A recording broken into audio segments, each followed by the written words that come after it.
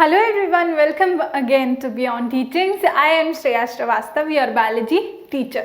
So हम कर रहे थे क्लास 9th का चैप्टर 1 यानी कि बायोलॉजी का chapter 1 which is the fundamental unit of life. Alright, so fundamental unit of life के हमने 6 पार्ट्स इसके पहले कवर कर लिए थे एंड ये है 7वां पार्ट यानी कि पार्ट 7. सो आज का जो वीडियो होने वाला है वो जैसा कि मैंने आपको पहले भी बताया था पहले वाले सेशन में दैट माइटोसिस और मियोसिस के ऊपर में होने वाला है. मैंने आपको बोला भी था कि आप कुछ रिसर्च करके पढ़ो माइटोसिस एंड मियोसिस के बारे में. Alright, so when we talk about mitosis and meiosis, then we see that mitosis is comparatively a simpler cell division as compared to meiosis. In this session we will see mitosis and meiosis separately. Alright, so first of all we will talk about what? Mitosis. Okay, so what is mitosis? Mitosis जो होता है वो एक simpler kind of cell division होता है and इसमें जो daughter cells produce होते हैं जाके इसमें 2 डॉटर सेल्स प्रोड्यूस होते हैं एंड ये जो 2 डॉटर सेल्स होती हैं ये जेनेटिकली आइडेंटिकल होती हैं. अब मैं यहाँ पे आपको डायग्राम के थ्रू इसके स्टेजेस समझाऊंगी. Alright, so this is the diagram of mitosis. Okay, so this refers to the interphase. Okay, कुछ इस तरह का डायग्राम है, मैं यहाँ पर भी बना करके दिखा देती हूँ अगर नहीं नजर आ रहा हो स्क्रीन पे. तो कुछ इस तरह का डायग्राम होता है जब सेल इंटरफेज में रहता है. ये जो है ये क्रोमैटिन फाइबर है. ये क्या है? ये है क्रोमैटिन फाइबर है, ये थ्रेड लाइक स्ट्रक्चर. ऑलराइट, इस डायग्राम में भी आपको दिख रहा होगा ये है क्रोमैटिन फाइबर. अब इंटरफेज में जो रहेगा chromatin fibre thread like structure में रहेगा एंड जब सेल डिवीजन स्टार्ट होगी तभी ये क्रोमैटिन फाइबर क्रोमोसोम में बदलेगा. Alright, so the first phase is what? The prophase. Okay, can you see? अगर डायग्राम लाइट है तो मैं यहाँ ऊपर में बनाती जा रही हूँ रेफरेंस के लिए, सिर्फ एक रफ डायग्राम. ऑलराइट, सो अब प्रोफेज में क्या होगा कि ये जो प्रोफेज है इसमें क्या होगा? ये क्या है? ये है स्पिंडल फाइबर. ये जो ग्रीन कलर का दिख रहा है ये है स्पिंडल फाइबर. ओके, ये जो स्पिंडल फाइबर है ये क्या करेगा कि ये जो स्पिंडल फाइबर है ये पोल्स के फॉर्मेशन में हेल्प करता है. आगे जाके हम देखेंगे कि पोल्स क्या होते हैं. Alright, so this is spindle fibre and this is chromatin fibre यानी कि क्रोमोसोम का जो फाइबर है वो अभी इंटरफेज में इस तरीके से रहेगा. This is the nuclear membrane. ये मैं ब्लैक से कर दे रही हूँ दागी. This is the nuclear membrane. Of course chromosome या क्रोमैटिन फाइबर कहाँ प्रेजेंट होगा? न्यूक्लियस के अंदर प्रेजेंट होगा. Alright, so this is the nuclear membrane and inside that the chromatin fiber is present. So the first phase is what? Prophase. Okay, prophase is the phase 1. Okay, सबसे पहला phase. Prophase में क्या होगा कि chromatin fibre सबसे पहले chromosome में बदल जाएगा क्योंकि अब डिवीजन होना है. तो क्रोमोसोम में बदल गया, 2 red chromosomes and 2 blue chromosomes. You can see here. अगर हल्का है तो मैं फिर से यहाँ पे ड्रॉ कर दे रही हूँ. ये है 2 रेड क्रोमोसोम्स, ये 1 रेड क्रोमोसोम और ये दूसरा वाला red chromosomes and the next are 1 blue chromosome and the second blue chromosome. Okay, so अब क्या होगा कि यहाँ पे रेड और ब्लू क्रोमोसोम फॉर्म हो गए किससे? क्रोमैटिन फाइबर से. Now the nuclear membrane will start disappearing. Okay, why it will start disappearing? ऐसे ऐसे हो जाएगा. ओके, यहाँ पे गैप्स आ जाएंगे, डिसअपियर हो जाएगा न्यूक्लियर मेम्ब्रेन क्योंकि अब सेल डिवीजन होना है तो सेल तो पूरा ही डिवाइड करेगा ना. ऐसा तो नहीं है कि सिर्फ न्यूक्लियस डिवाइड कर जाएगा. Alright, so that is why nuclear membrane disappears because there is the division of the entire cell. Okay, and जब सेल डिवाइड हो जाता है तो ये फिर से रीअपियरेंस हो जाती है न्यूक्लियर एनवलप की या फिर न्यूक्लियर मेम्ब्रेन की. Alright, so the nuclear membrane will start disappearing at here prophase. तो अगर हमें प्रोफेज के बारे में कुछ लिखने को कहा जाए तो हम सबसे पहले क्या लिख सकते हैं? सबसे पहली चीज जो होती है वो क्या होती है? Chromosome formation. ओके, सो सबसे पहली जो चीज होती है यहाँ पे, अगर हमें प्रोफेज के बारे में लिखने को कहा जाए तो हम सबसे पहले क्या लिख सकते हैं? क्रोमोसोम फॉर्मेशन हो जाती है। क्रोमोसोम कैसे फॉर्म करती है? The chromatin fiber condenses to form chromosomes, rod-like structures called chromosomes. So the first point you can note, okay, you can note if you have a paper or pen or something with you, you can note the first point of prophase, which is I am dictating: the chromatin fiber condenses to form rod-like structures called chromosomes. Alright, next is, मैंने आपको बताया कि nuclear membrane जो है वो disappear होने लगेगा। So the second point will be the nuclear membrane will start disappearing. This is the second point. Okay, the spindle fibers. Okay, spindle fibers जो यहाँ पे थे ये क्या होंगे? They will start moving towards the pole. The spindle fibers will start moving towards the pole. 3 points मिले हमें। First point क्या था कि chromatin fibre condenses to form rod like structures called chromosomes. Next is the nuclear envelope और nuclear membrane start disappearing. Next is the spindle fibre start moving towards the pole. Okay, यहाँ मैं लिख दे रही हूँ। So the spindle fibre will start moving towards the pole.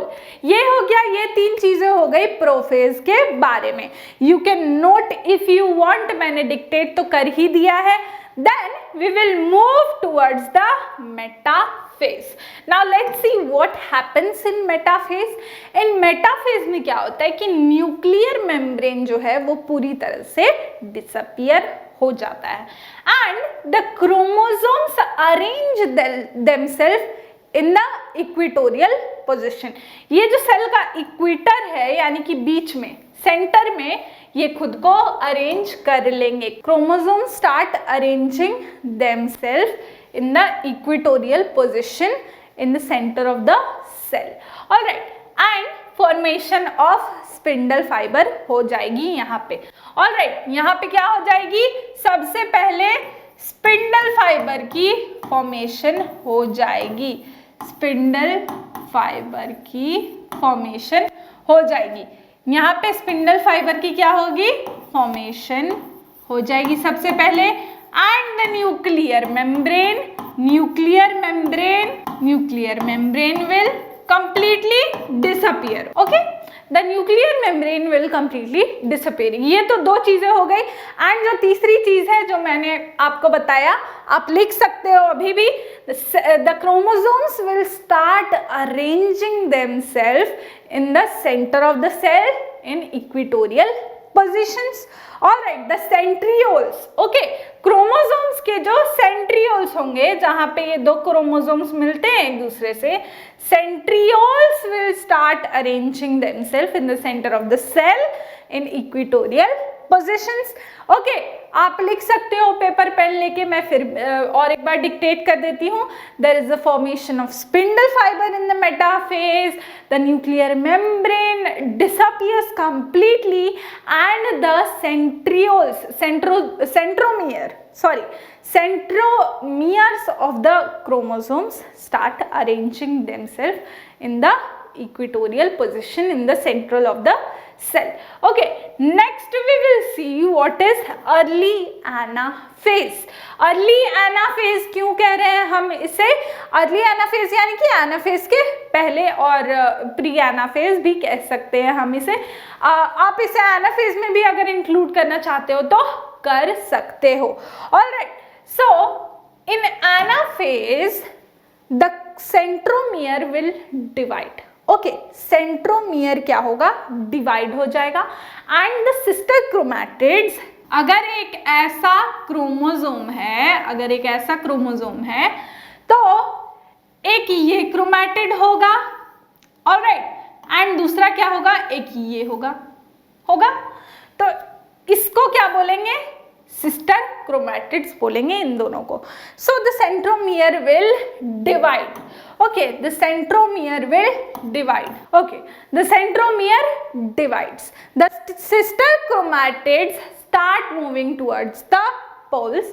The sister chromatids start moving towards the poles.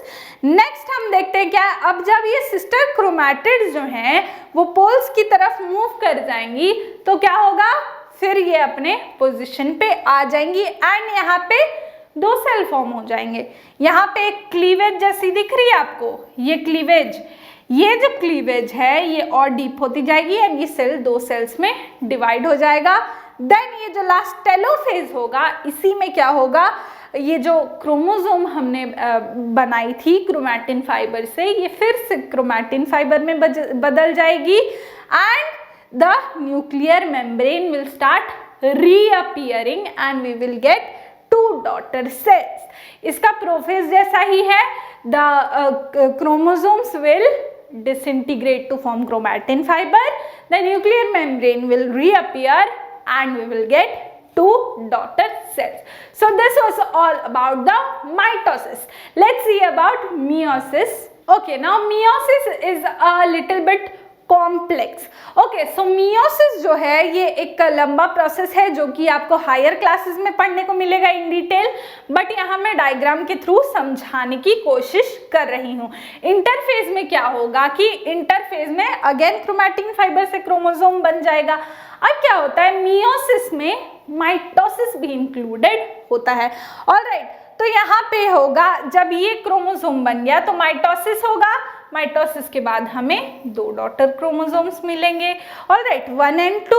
Mitosis के बाद to daughter chromosomes मिलेंगे and in daughter chromosomes का देन अगेन एक बार और माइटोसिस होगा, तब हमें 1, 2, 3 and 4 डॉटर cells मिल जाएंगे. Alright, so this was all about meiosis. You will study in detail about meiosis in your higher classes. This is not required in class 9th. Alright, so in the next slide we will see the difference between mitosis and meiosis. Okay, so the first difference that is between mitosis and meiosis is we can see that here we get two divisions. यानी कि जब meiosis होता है तो meiosis के अंदर में mitosis भी होता है, तो दो बार डिवीजन हुआ, तो यहाँ पे टू डिविजन्स देखने को मिलते हैं. बट माइटोसिस में क्या होता है, सिर्फ सिंगल डिवीजन देखते हैं हम. नेक्स्ट देखते हैं pairing of chromosomes. Now what do we mean by pairing of chromosomes, यानी कि मियोसिस में क्या होता है, क्रॉसिंग ओवर हो जाती है, यानी कि जीन्स जो हैं वो क्रॉस ओवर हो जाते हैं क्रोमोसोम्स के, जबकि माइटोसिस में ऐसा नहीं होता.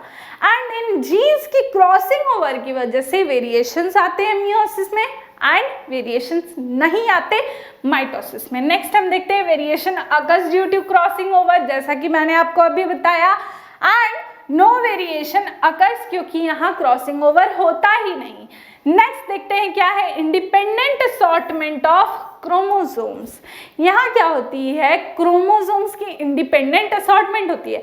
अब अगर मैं मान लूँ कि अगर ये रेड कलर का है क्रोमोसोम, ऑलराइट, ये रेड कलर का क्रोमोसोम मैंने मान लिया एंड ये ब्लू कलर का क्रोमोसोम मान लिया, तो मियोसिस में क्या होता है कि जब डिवीजन हो जाएगी तो ऐसा भी हो सकता है कि एक सिस्टर क्रोमैटिड ब्लू का लग जाए एंड एक रेड का लग जाए, या फिर 3 ब्लू का लग जाए, एक रेड का लग जाए, ऐसे भी हो सकता है. तो यहाँ पे क्या होती है, क्रॉसिंग ओवर होती है, इंडिपेंडेंट असॉर्टमेंट होती है. बट यहाँ पे क्या होता है, क्रॉसिंग ओवर होता ही नहीं, तो असॉर्टमेंट की बात ही नहीं आती, तो no independent assortment. Alright, next हम देखते हैं क्या है, sister chromatids separate in second division. Meiosis में क्या होता है कि sister chromatids second mitotic division में सेपरेट करते हैं, आप आगे पढ़ोगे तो समझ आएगा. एंड माइटोसिस में ऐसा नहीं होता है, एक ही बार डिवीजन होता है, यहाँ तो 2 बार होता है, बट यहाँ चूंकि एक बार डिवीजन होता है तो एक ही बार में उन्हें स्प्लिट करना पड़ता है। नेक्स्ट हम देखते हैं क्या है, 4 हैप्लॉइड सेल्स आर प्रोड्यूस्ड। यहाँ पे 4 हैप्लॉइड सेल्स मिलते हैं, जबकि माइटोसिस में 2 डिप्लॉइड सेल्स मिलते हैं जो कि आइडेंटिकल होते हैं एक दूसरे से, एंड यहाँ पर सेल्स आइडेंटिकल नहीं होते एक दूसरे से। देखते हैं क्या है, daughter cells are not genetically identical and here the daughter cells are genetically similar. अब क्लास 9 में ऐसा भी डिफरेंस नहीं पूछा जाता माइटोसिस एंड मियोसिस का, but this was additional knowledge. आपको पता होना चाहिए कि माइटोसिस और मियोसिस क्या होता है, कैसे होता है, ताकि आपको आगे चल के दिक्कत ना आए। Alright, so in the next session I will again come with a new chapter of class 9th, which is diversity in living organisms. Until then, keep watching. Bye bye.